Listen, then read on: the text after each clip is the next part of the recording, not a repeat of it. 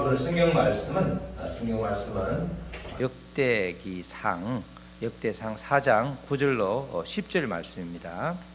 역대상 4장 9절로 10절 말씀입니다. 우리가 한때 참 이렇게 많이 외웠던 말씀이죠.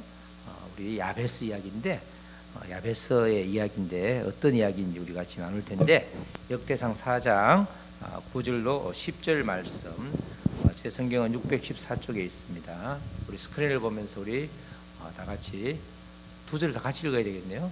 제가 한 절, 10절 여러분들 읽겠습니다. 야베스는 그의 형제보다 귀중한 자라.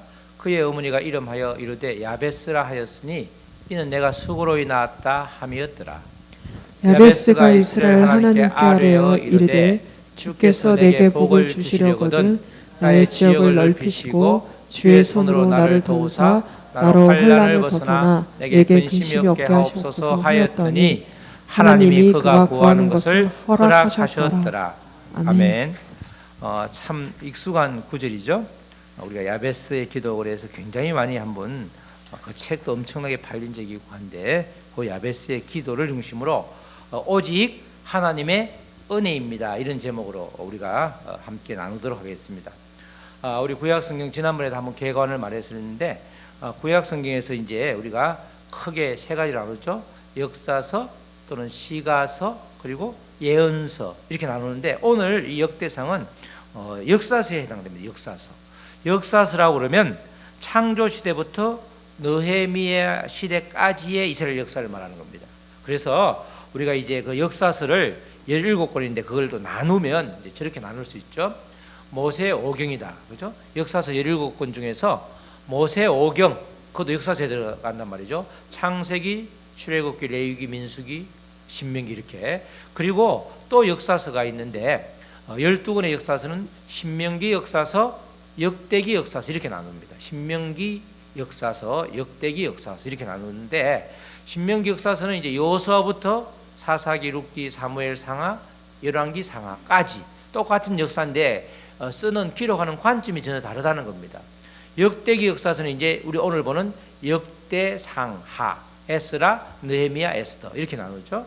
이렇게 세 부류로 나누는데 이럴 때 이제 그 특별히 신명기 역사서, 역대기 역사서는 두 개가 관점이 전혀 다른데 신명기라고 그러면 대표적으로 가장 대표적인 게 화복사상이야. 화가 잘하면 복이 임하고 못하면 화가 임하고, 잘 순종하면 복을 받고 불순종하면 뭘 받는다? 아주 벌을 받는다. 이게 화복사상이야. 그래서 신명기 역사서는 기본이 다 그런 내용을 바탕에 깔고 말씀을 기록한 거예요. 그게 이제 신명기 역사서인데 다 그런 이야기고, 요거는 특별히 포로기 시대에 이스라엘이 포로로 잡혀갔을 시대에 이 신명기 역사서가 마무리되었단 말이죠. 포로기를 살고 있는 그 시점이었고, 역대기 역사서는 여러분들 여기 혹시 글자가 안 보여서 이게 나눠 드리는데 받으셨나 모르겠어요. 10몇 장을 나눠 드렸는데 안 받으신 분들은 그거 보면 되는데, 역대기 역사서는 시기가 포로에서 귀환한 시대에 기록한 거예요. 포로에서 귀환했으니까 다른 거죠. 포로기 때하고 포로 귀환은 전혀 다른 시대예요. 포로로 잡혀갔을 때하고 포로 귀환 시대, 포로로 이제 해방돼서 다시 예루살렘으로 돌아왔을 그 시대인데, 그 시대에 기록된 역사가 이제 바로 역대상하, 에스라, 느헤미야, 에스더인데 이때는 은혜 사관이다, 하나님의 은혜다, 그게 기본적으로 깔고 있는 거예요. 내용이 전혀 똑같은 다윗의 왕조를 기록한 역사라 할지라도 사무엘 하와 역대기상은 전혀 다른 거예요. 역대기상도 다윗의 왕조를 기록한 거고, 이 사무엘 하도 다윗 왕조를, 다윗에 대해서 다윗 통치기를 기록한 건데 내용이 전혀 다른 거예요. 그 앞에 제일 위에 있죠. 다윗 왕조 사해가지고 다윗 통치기라는 게 이쪽에는 사무엘하고 이쪽에는 오른쪽에는 제가 볼 때는 역대상인데, 그게 이제 다윗 왕조사인데 내용이 전혀 다르단 말이죠. 우리가 바벨론 70년 포로기라고 하면 대체로 BC 605년에 잡혀간 다음에 1차, 2차, 3차에 걸쳐서 잡혀가고 돌아올 때도 1차, 2차, 3차에 걸쳐서 돌아오는데 1차로 잡혀간 BC 605년 그리고 1차로 돌아온 BC 538년 그 어간이 약 69년이에요. 69년. 그래서 70년이라고 그러는데 그 70년 바벨론 포로기 그때 마지막쯤에 이제 쓰여진 게 역대 신명기 역사서란 말이죠. 그래서 이 내용을 보면 여기에 전체를 다 요약해 놨는데 우리 그 한 장으로 되어 있는 BC 1400년부터 시작해서 BC 400년간 1000년간의 역사, 그게 이제 여호수아서부터 느헤미야까지인데 그 내용을 쭉 자세하게 써놨습니다. 그 보면 빨간 글자는 신명기 역사서라고 되어 있고 역대기 역사서가 시작되었다가 제일 마지막에 최종 기록되는 게 BC 430년. 그 위에 보면 포로 귀환 시대, 다른 말로 재건 시대 그렇게 써놨죠. 그때 쓰여진 책이 역대기 상하, 이 책이 바로 그때 쓰여진 책이라는 거예요. 이 책이 역대기가 어디에서 어느 시점에서 기록되었는가가 중요한 것은 오늘 말씀을 우리가 이해할 때도 그 배경이 그만큼 중요하다는 걸 우리가 알 수 있습니다. 요때 이제 포로에서 귀환을 했는데 포로에서 귀환을 한 시기가 마지막 포로 귀환 시기가 BC 보면 그 조그만 걸 444년이야. 444년에 3차 귀환이 이루어지죠. 그때 느헤미야가 돌아오는데 그 이후에 430년경에 이제 이 역대기가 쓰여졌는데 실제로는 포로 귀환이 시작되었던 538년을 생각하면 약 100년, 그죠? 포로가 1차로 포로로 다시 돌아온 이후로 100년이 지난 시점이다. 근데 그때 보니까 완전히 페르시아로부터 해방이 안 된 거예요. 포로로 돌아오기는 했는데 아직도 정치적으로 자기들이 식민지로 있는 거라. 그러니까 이제 그때 포로 귀환 공동체가 심각한 질문을 던지는 거예요. 우리 PPT 보면 질문이 나오죠. 어떤 질문이 나오는가? 어떤 질문이에요? 하나님은 우리를 버리셨는가? 하나님은 우리를 버리셨는가? 이런 질문을 하는 거라. 그죠? 왜 아직도 우리가 해방이 안 되냐 이거야. 100년이 지났는데 바뀐 게 별로 없더라는 거죠. 그 다음에 또 두 번째는 우리는 아직도 선민인가? 하나님이 우리도 아직도 하나님이 특별히 이렇게 선택한 백성이 맞나? 그렇게 고민을 했고 질문을 던졌고, 세 번째로는 다윗의 언약은 유효한가? 다윗의 언약이 뭐죠? 영원한 나라를 견고하게 자손 대대로 영원한 나라를 축복해 주겠다는 사무엘상 7장 말씀이죠. 그 말씀이 임하는가, 그것이 여전히 유효한가, 이런 고민을 하고 있는 거예요. 그거에 대한 해답이 오늘 역대기 상하가 그거에 대한 해답을 써놓는 거예요. 역대기 상하는 안 읽어봐도 무슨 뜻이에요? 하나님이 여전히 너희를 버리지 아니하고 사랑해. 그죠? 여전히 너희는 내가 택한 민족이야. 다윗의 언약은 여전히 유효해. 그래서 다윗의 왕조에 대한 이야기가 길게 나오잖아. 그 이야기를 지금 써놓은 게 역대기 상하, 그 역대기 역사서라는 겁니다. 요 세 가지 질문을 지금 이제 편집하고 기록할 때 역대기 역사서를 기록한 목적이 요 세 가지 물음에 답하기 위해서, 그 공동체에게 야, 눈에 보이는 것에 주목하지 말고 지금 겪고 있는 이런 상황들이 다 내가 친히 개입해서 이런 일이 벌어지는 거야. 그 이야기를 좀 해주는 거란 말이죠. 바로 이런 역사에 대한 기록이 바로 역대기 역사서, 특별히 역대기 상이라는 것입니다. 역대기 상하고 조금 전에 사무엘 하는 똑같이 다윗의 통치기에 대한 기록인데 전혀 관점이 다르기 때문에 보는 시각이 다르기 때문에 해석도 달라지는 거죠. 우리가 역대기를 쭉 이제 읽다 보면 이제 내일부터 또 읽어지는 거죠. 계속 보면 12지파 이야기 나오죠. 원래 12지파는 이 역대기를 기록할 때는 12지파가 없던 시대. 언제부터 없었죠? 12지파가? 우리가 솔로몬이 죽고 나서 이스라엘 역사를 좀 알면 훨씬 우리가 성경을 이야기가 수월하죠. 다윗 다음에 솔로몬이 죽고 나서 이스라엘이 남과 북으로 갈라지잖아요. 북에는 북이스라엘은 몇 개 지파? 10개 지파. 남유다에는 베냐민 지파하고 유다의 지파 2개 지파가 남았는데, 북이스라엘은 몇 년에? 722년에 아수르한테 망하는 거야. 몇 개 지파가 있어서 북이스라엘에? 10개 지파. 아수르는 정책이 전부 다 통원 정책이야. 전부 다 정명지에다가 온갖 민족들을 다 갖다 끌어모아가지고 전부 혼인을 시키는 거야. 그러면 북이스라엘 10개 지파는 여전히 있겠어요? 없겠어요? 피가 섞여서 혼인이 되는 바람에 아예 10개 지파가 날아가 버린 거야. 그렇겠죠? 북이스라엘이 아수르에 멸망당하면서 슬슬 없어지기 시작하면서 남유다가 망한 605년, 건 한 120년 되죠. 요 어간에 싹 다 북이스라엘 10개 지파는 없어져 버린 거예요. 그럼 남아있는 지파는 몇 개예요? 남유다의 유다 지파와 베냐민 지파가 있었는데 그 지파가 포로로 끌려갔다가 다시 돌아오면서 더 단단해진 거야. 사실은 12지파는 없어졌고 뭐만 남았어요? 어찌 보면 다윗 지파만 남은 거예요. 어찌 보면. 그런데 역대기 상에 보면 우리가 지금 읽고 있는 그 역대기 상에 지파가 12지파가 다 나와. 그 말은 이제 하나님이 그때 그 당시에 살아남은 사람들의 족보가 아니라 하나님이 얼마나 이스라엘 백성들을 사랑하는지 하나님 관점에서 족보를 한번 쓱 써주는 거야. 옛날에 12지파가 있었어. 그만큼 너희를 사랑했단다. 그 이야기를 써주는 거지 실제로 12지파가 존재했다는 뜻은 아니란 말이죠. 그렇지만 우리가 그런 차원에서 이제 족보를 읽으면서 하나님이 정말 12지파를 사랑했구나. 그거에 대한 리마인드를 지금 하고 있는 거죠. 오늘 본문 4장은 특별히 유다 지파에 대한 족보입니다. 유다 지파에 대한 족보가 역대기상 우리가 4장 앞에 2장 3장에도 나오는데 아주 자세히 기록되어 있고 4장에서 또 유다 지파가 기록되어 있는데 4장과 달리 2장 3장에서는 출발이 유다의 며느리 다말에게서 낳은 베레스로부터 시작해서 다윗 왕, 솔로몬 왕을 거쳐서 남유다의 왕이 쭉 나와요. 그러니까 누구? 다윗 왕조의 족보가 그만큼 다윗에 대한 관점이 아주 하나님이 다윗을 보는 눈이 특별한 거죠. 역대기 상하의 모델은 다윗 왕조의 회복이야. 그래서 다윗 왕조에 대해서 집중적으로 나온단 말이죠. 그리고 나서 4장은 유다 지파 중에서 베레스 말고 유다의 아들이 그 다음에 죽고 5명의 아들이 더 있었는데 베레스를 제외한 4아들에 대한 족보예요. 그러니까 4장에 나오는 다윗의 지파의 족보는 뭐예요? 실제로 크게 별 볼 일 없는 평범한 족보야. 대단한 족보가 아니고 2장 3장이 다윗의 족보, 왕조의 족보니까 대단한 거고 4장은 그냥 그저 그런 족보란 말이죠.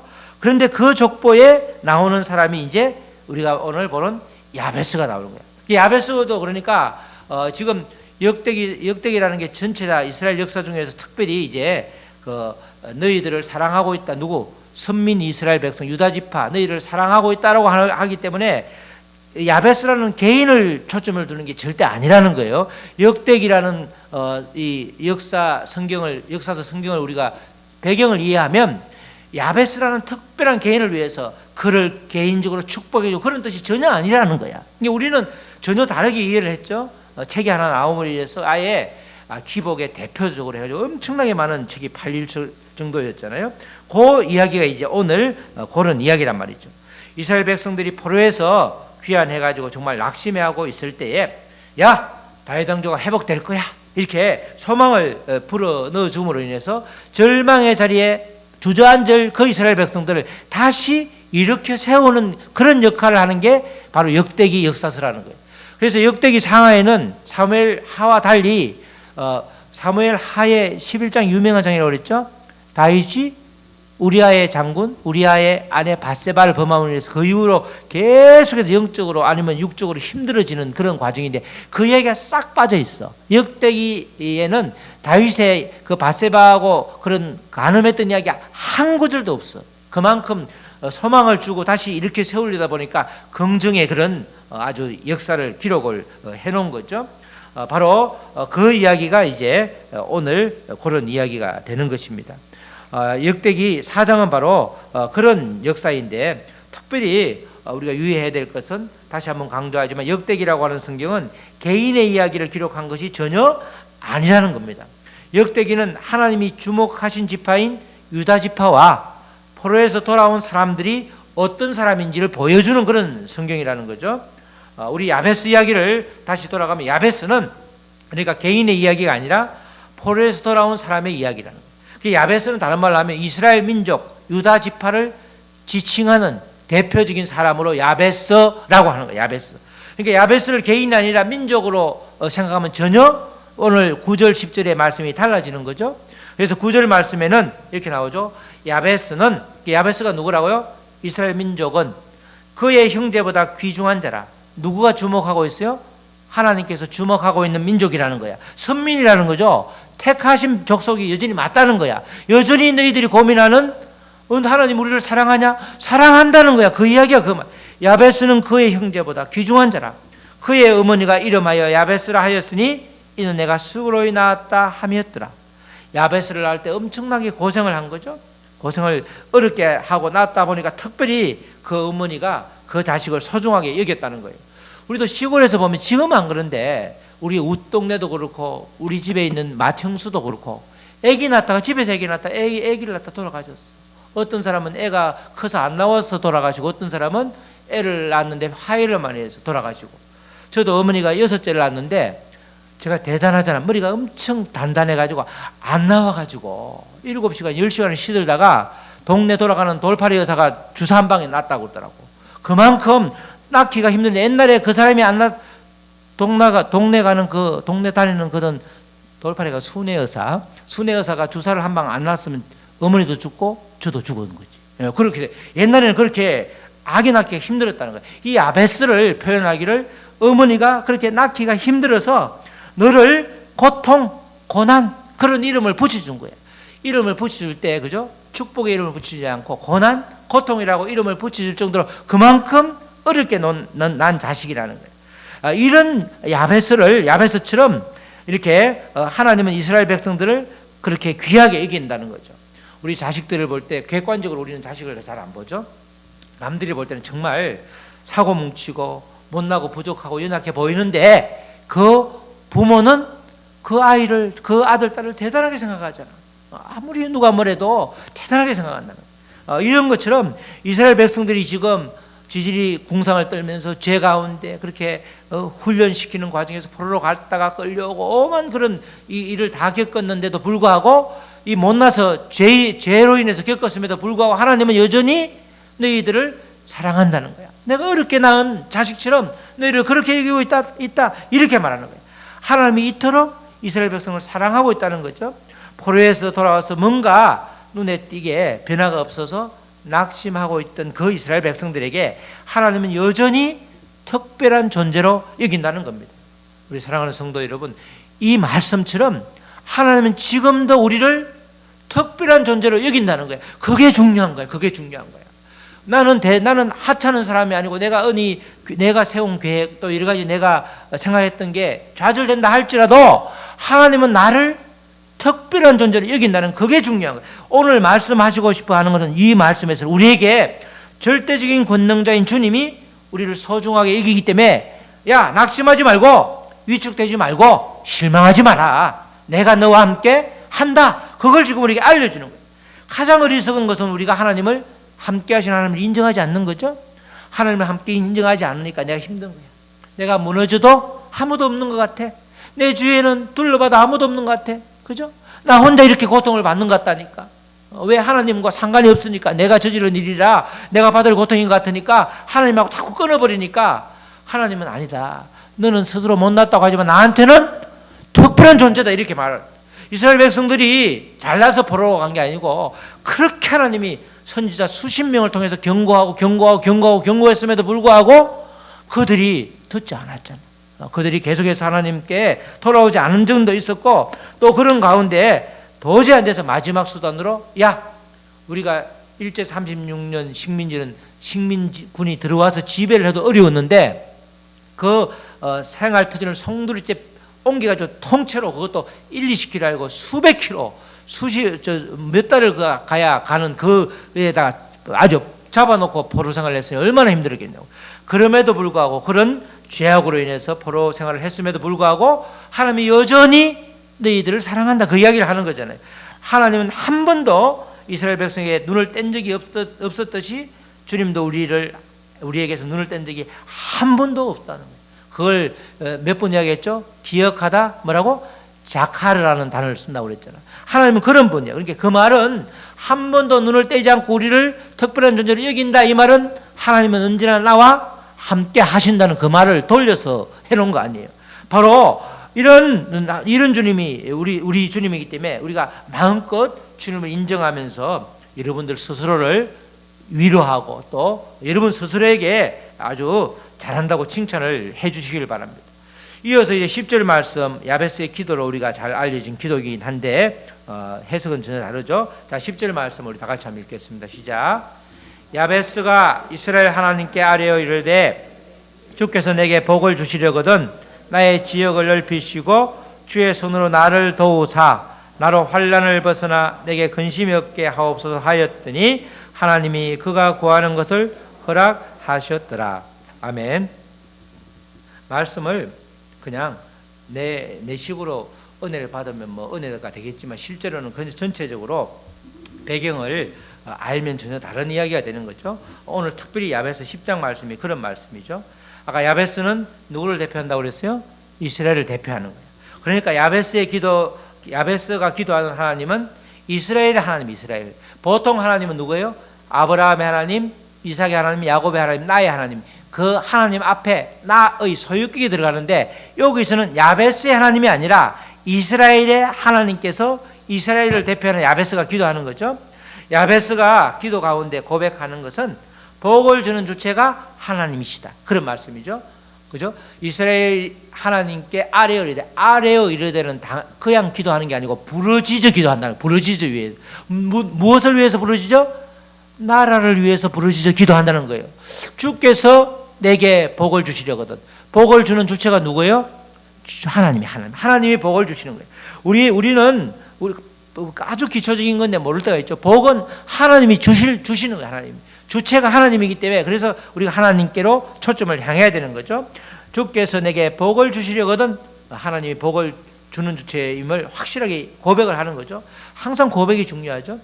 우리가 옛날에 우리 부모님들 그렇죠. 저희 아버님도 여러분들 좀 놀라실 건데 1904년생이야. 아버지가 날 61살에 놓으셨는데 그것도 다 놀랄 일이죠. 그때니까 우리 아버지는 무학이에요. 학교가 생기지 않아서 못 가셨어. 학교를 가고 싶어도. 그러니까 진석 글자만 하신 분인데 한 번도 사랑한다는 소리를 들어봤다 안 들어봤다? 안 들어봤어. 근데 제가 오늘 기도한 우리 막내 동생을 제가 때리려고 했더니 아버지가 지게작대기를 가지고 이놈의 자식아 나도 안 때리는데 왜 네가 때리냐고 혼나가지고 양말 치는 채로 뒷구멍으로 도망간 적이 있었어. 그 말은 무슨 말이에요? 내가 다 사랑해 이런 뜻인데 고백을 우리는 들어본 적이 없어. 그러니까 모를 때는 그 깊은 뜻을 모를 때는 아버지는 나를 사랑하지 않나 보다 이렇게 생각할 수도 있잖아.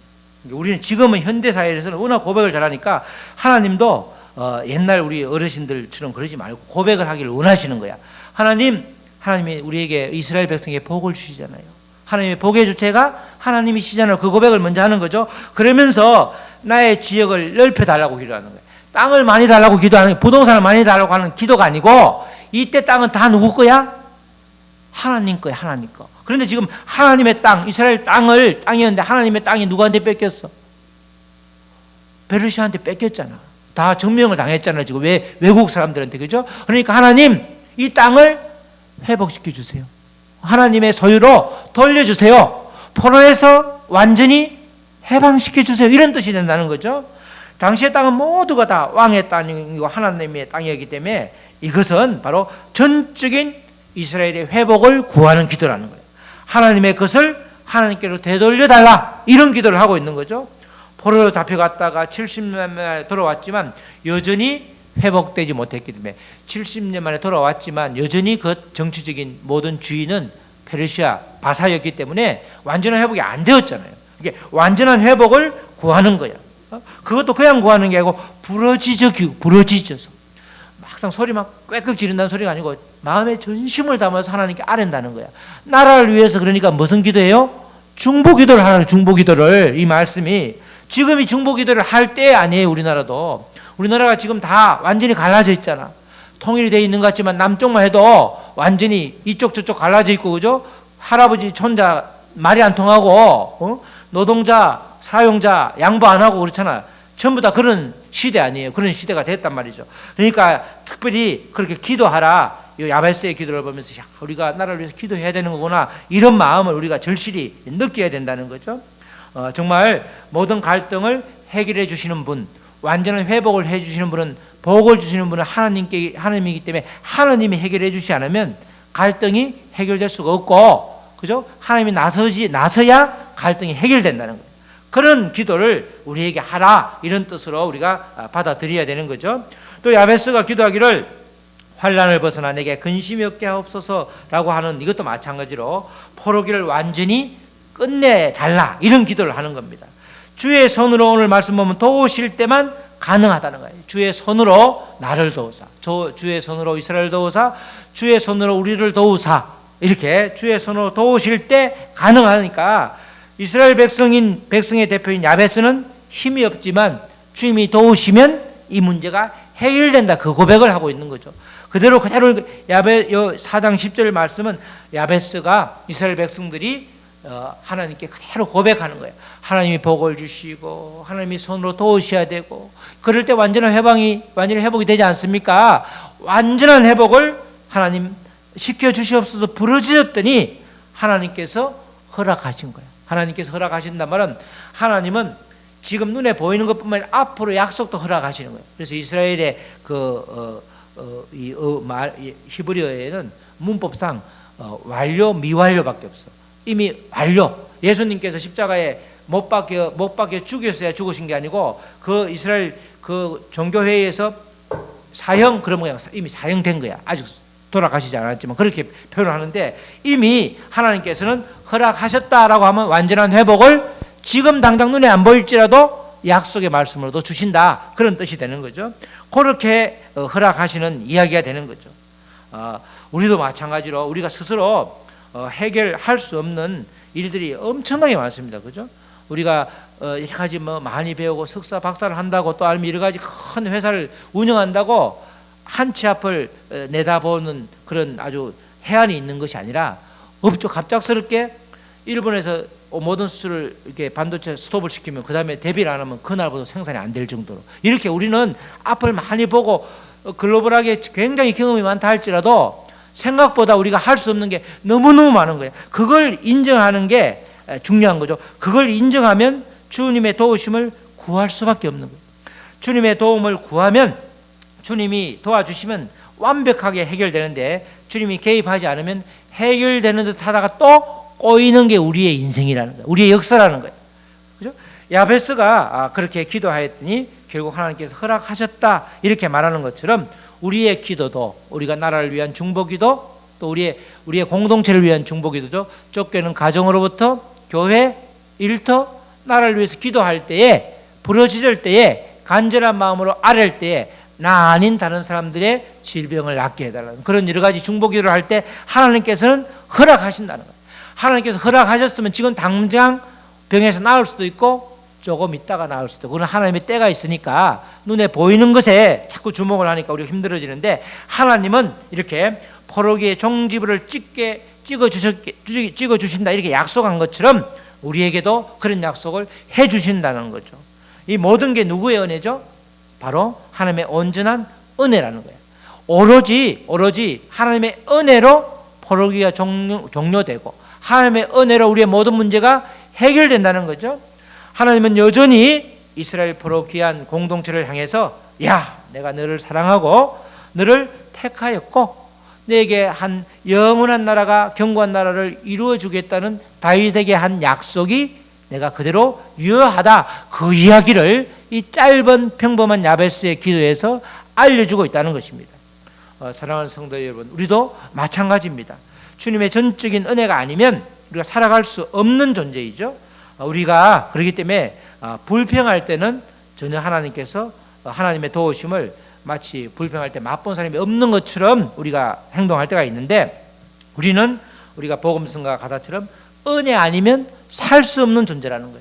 그게 우리에게 늘상 우리의 삶에서 고백이 돼야 되는 거죠. 모든 게 은혜야. 내가 잘해서 뭐가 잘 되는 게 아니고 하나님의 은혜로 나를 통로 삼아서 이런 역사를 보여주시는구나. 항상 우리의 고백이 그런 고백이 구조가 되어야 되는 거죠. 하나님께서는 그래서 오늘 야베스처럼 공동체를 위해서 기도하라는 거예요. 공동체를, 가정을 위해서 더 기도하고, 섬기는 교회를 위해서 더 기도하고, 내가 몸담고 있는 일터를 위해서, 나를 위해서 더 기도하라는 거예요. 기도의 목적은 뭐예요? 기도는 어떤 기도를 하는 거예요? 모든 회복을 위해서 기도하는 거예요. 가정을 회복하게 하고, 교회를 온전히 예배가 회복되고, 이 일터가 회복되고 이 나라가 온전히 회복되는 기도를 해라는 거죠. 이 야베스의 기도를 우리가 개인적인 욕심과 탐욕의 기도가 아니라 나의 땅을 넓혀주시고 내가 환난을 면하고 내가 안전하고 이런 기도가 아니라 그 대신에 공동체를 위한 기도로 채우라는 게 야베스의 기도의 원래의 취지, 원래의 하나님의 뜻이라고. 그러니까 그러기 위해서 우리가 더욱더 말씀으로 채워야 되는 거죠. 이제 말씀을 마무리하는데 우리의 삶은 온전한 하나님의 은혜의 산물입니다. 오직 하나님의 은혜임을 고백하는 일상이 되시기를 주님의 이름으로 축복합니다. 특별히 고통 가운데 있는 이 나라를 위해서 기도하시기 바랍니다. 주님의 도우심이 없으면 우리가 회복이 전혀 불가능하지만 주님의 도우심이 있으면 반드시 기도한 대로 응답해 주시고 완전한 회복을 주시는 분이 바로 주님이라는 것입니다. 70년이라는 긴 세월 동안 포로로 끌려갔다가 다시 데려오시는 주님은 능력의 주님이시고 그 능력의 주님이 바로 우리와 함께 언제나 함께 하시는 것입니다.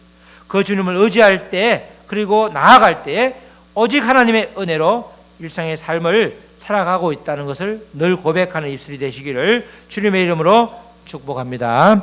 아멘. 우리 찬양하면서 말씀을 붙들고 우리 기도하시겠습니다. 우리 다 같이 기도할 때 하나님 정말 야베스의 기도처럼 우리가 우리의 삶이 온전한 주님의 은혜임을 아버지 고백하게 하여 주시옵소서. 우리가 몸담고 있는 공동체를 위해서 더욱더 중보 기도할 때 아버지 주님께서 허락하신 것처럼 모든 상황에서 회복의 역사가 있게 하여 주시옵소서. 우리 다 같이 기도하시겠습니다. 하나님 아버지 감사합니다. 아버지 유다 지파의 평범한 아버지 지파 유다의 아버지 베레스를 제외한 나머지 아들의 아버지 족보가 나오는 그 아버지 상당 부분에 야베스가 나옵니다. 아버지 야베스는 이스라엘을 통칭하고 또 지금을 원하는 아버지 우리 민족을 대표하는 아버지 우리 나라를 대표하는 또 우리 아버지 기도의 사람들 아버지 회복을 원하는 사람들을 대표하는 것입니다. 하나님 아버지 야베스가 기도한 대로 아버지 정말 아버지 온전히 주님의 것을 주님께 돌려드리는 회복의 역사가 있게 하시고 아버지 모든 아버지 불완전한 아버지 포로 생활 물질의 포로를 포함해서 아버지 우리가 아버지 묶여있는 모든 것에서 해방되어져서 온전히 아버지 주님의 품 안에 거하는 우리가 될 수 있도록 주여 도와주시옵소서. 아버지 환난을 벗어나 아버지 고통을 아버지 완전히 아버지 종식시키는 그 회복의 역사가 아버지 우리 하늘에도 있게 하시고 우리 가정에도 우리 교회에도 우리 아버지 일태에도 우리 민족에게도 우리 나라에게도 있게 하여 주시옵소서. 오 할렐루야 감사합니다. 하나님 아버지 감사합니다. 아버지 야베스의 기도처럼 아버지 우리가 아버지 이 중보 기도를 할 때 우리가 기도하는 환우와 또 우리가 기도하는 가정, 일터, 아버지 이 나라, 우리 교회가 완전한 회복을 이룰 수 있도록 우리가 부르짖어 기도할 때 하나님께서는 아버지 허락하셨다고 약속하셨습니다. 우리의 기도가 아버지 하나도 땅에 떨어지는 것이 아니라 하늘에 상달되어서 아버지 모든 기도를 통해서 살아계신 하나님을 경험하는 우리 귀한 믿음의 공동체가 될 수 있도록 주여 축복하여 주시옵소서. 오로지 주님을 의지하고 나아갈 때 또 우리의 일상에서 오직 모든 것이 하나님의 은혜임을 고백할 때 모든 복을 주시는 주체가 하나님을 고백할 때 그 하나님이 나와 함께 하심을 우리가 인정할 때 우리의 삶이 완전히 달라지는 것입니다. 우리의 삶의 아버지 어제와 오늘이 달라질 수 있도록 주님 온전히 함께 하시고 주님을 마음껏 인정하고 고백하는 시간 될 수 있도록 주여 축복하여 주시옵소서. 이 모든 말씀 예수 그리스도의 이름으로 기도드렸습니다. 아멘.